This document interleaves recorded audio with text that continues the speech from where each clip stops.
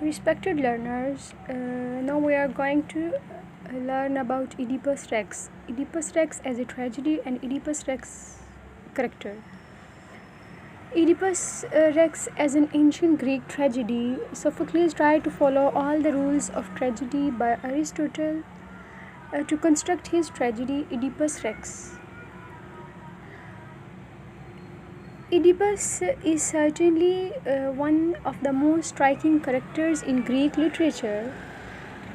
Aristotle gives the example of Oedipus in Sophocles' play as a great and successful tragic hero. The disaster that crushed Oedipus and his family all stemmed from the crime of Leus. Leus is the father of Oedipus. The crime of Leus in seducing Chrysippus, son of Pelops. As a punishment for this sin, Apollo forbade Leus to have any children. He disobeyed the command, and so the god cursed him and his descendants with a terrible fate. In this version of Oedipus, which is Oedipus-Rex, in this version of Oedipus' sufferings are simply the payment for the sins of his father. So, Oedipus the king is the story of a prominent king torn by fate and the destiny of the gods. There was a prophecy for him that he will kill his own father and marry to his own mother.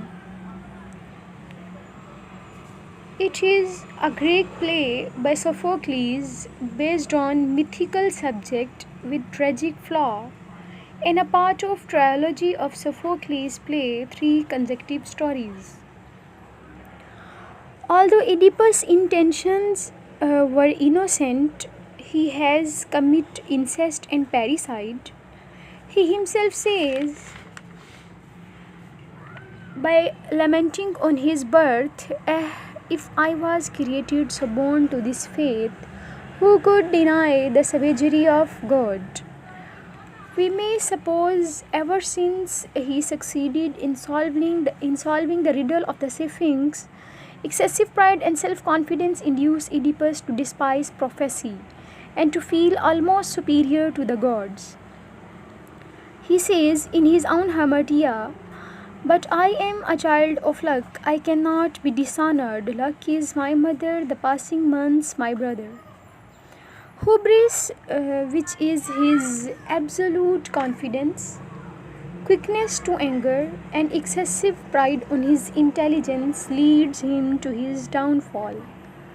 In his headstrong, he says to Tiresias, "You child of endless night, you cannot hurt me or any other man who sees the sun."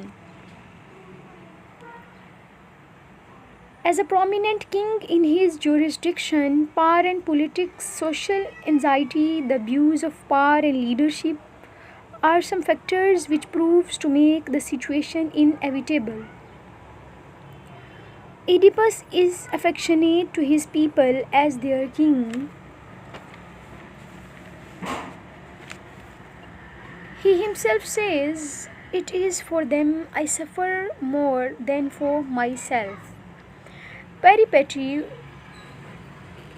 in the context of peripety, he says in the play, "Where is a man miserable than I?" And when Tiresias tells him that Polybus was not your father. Actions and consequences, dramatic irony, and the question of guilt and innocence proves that Oedipus is misled by Jocasta into speaking ill of the oracles, though he disbelieves them completely. Jocasta, you are fatally wrong. May you never learn who you are. On one more place, he says, Jocasta, I tell you that you will find no man whose craft will knowledge of the unknowable. When the Corinthian messenger arrives with the news of Polybus' death, Jocasta gets another opportunity to mock at the oracles. She says, "Where are you now, divine prognostications?" When Oedipus traveled to Delphi to ask the oracle of Apollo the truth about his parentage, he was not given the answer he sought, but was told that he would slay his father and have children with his mother. He himself says, what net has God bear weaving for me? On another occasion, he says, my God, what have you planned to do to me? If we think this fact, if we think this to the fact that the doom that overlooked Oedipus was inescapable, it would appear that Oedipus was no better than a puppet in the hands of fortune. As Oedipus says fluently, my fair winds brought me here. A well-known critic, Knox, points out about the tragedy of Oedipus. He says, at the beginning of the action, Oedipus sees himself as the doctor, but he is finally revealed as the sick man, the cause of pollution. He is the detective, but he turns out to be the criminal. He is both actor and patient, the seeker and the thing sought, the finder and the thing found, the revealer and the thing revealed. Oedipus's whole life is seen as a kind of quest for his true nature and destiny. Knox points out and says, the catastrophe of Oedipus is that he discovers his own identity. All that Oedipus learns and all that he had to learn is that he was ignorant. His self-discovery is a self-destruction.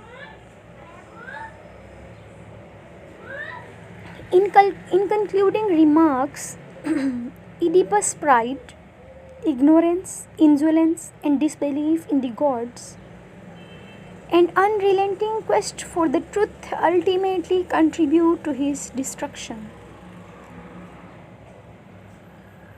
We may confidently say that at the end of this whole discussion,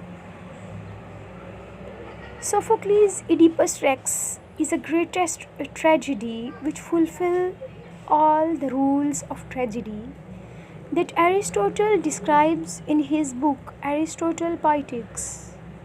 According to Aristotle Poetics, Sophocles tried to write Oedipus-Rex